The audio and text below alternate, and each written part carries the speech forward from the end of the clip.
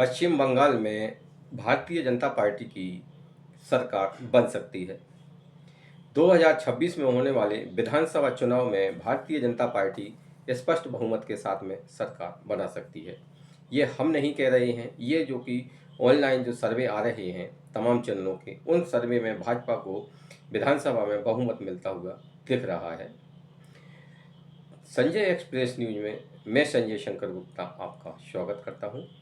आपसे निवेदन है कि चैनल को सब्सक्राइब कर बेल आइकन प्रेस करें ताकि हमारी थोड़ी सी मदद हो जाएगी, और वीडियो को लाइक एवं शेयर कर कमेंट्स बॉक्स में अपनी राय जरूर दें कि 2026 के विधानसभा चुनाव के बाद में वहाँ पश्चिम बंगाल में किसकी सरकार बनेगी।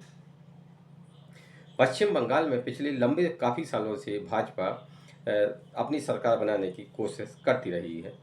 2011 के बाद में ही से भाजपा, जब से पश्चिम बंगाल में भाजपा का वर्चस्व बढ़ा है, तभी से भाजपा इसी चक्कर में है कि किसी तरीके से ममता सरकार को आउट कर भाजपा अपनी सरकार बना सके। लेकिन भाजपा अभी तक पश्चिम बंगाल में इस सरकार बनाने में असफल ही रही है। पिछले लोकसभा चुनाव की बात करें तो पिछले लोकसभा चुनाव में भाजपा को पिछले लोकसभा चुनाव की तरह कम सीटें मिली थी। विधानसभा चुनाव में भी भाजपा का प्रदर्शन ज़्यादा अच्छा नहीं रहा। 2019 में भाजपा का बंगाल में शानदार प्रदर्शन था लोकसभा चुनाव में, उसके बाद में भाजपा के प्रदर्शन में थोड़ी कमी आई है। लेकिन हाल में ही कुछ जो राज्य की जो परिस्थितियां हैं, जिस तरह से प्रदेश में लॉ एंड ऑर्डर की स्थिति खराब है, हिंदुओं का दमन किया जा रहा है, तमाम तरह की कोशिश जो पश्चिम बंगाल की सरकार है वो तुष्टीकरण के सारी मर्यादाएं लांघ गई है।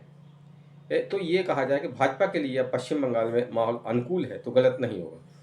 रामनवमी के अवसर पर जिस तरह से भाजपा और संघ ने मिलकर राज्य में 2000 से अधिक शोभा यात्राएं निकाली, इन शोभा यात्राओं में जिस तरह से लोगों की, खासतौर से हिंदू धर्म में मानने वालों की भीड़ उमड़ी, उसके बाद में ऐसी परिस्थितियां पश्चिम बंगाल में बदल गई हैं।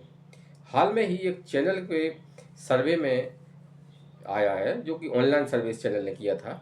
इसमें पश्चिम बंगाल की 294 विधानसभा सीटों में से भाजपा को 163 सीटें, टीएमसी को 123 सीटें, इंडियन नेशनल कांग्रेस को 6 सीटें और अदर में वामपंथी पार्टियां भी आ सकती हैं, इनको 2 सीटें मिलती हुई दिखाई दे रही हैं। यानी कि भाजपा अपने दम पर राज्य में बहुमत प्राप्त करती हुई दिख रही है, क्योंकि पश्चिम बंगाल में बहुमत के लिए 147 सीटें चाहिए, लेकिन भाजपा को 163 सीटें यानी कि बहुमत से काफ़ी ज़्यादा सीटें मिल रही हैं।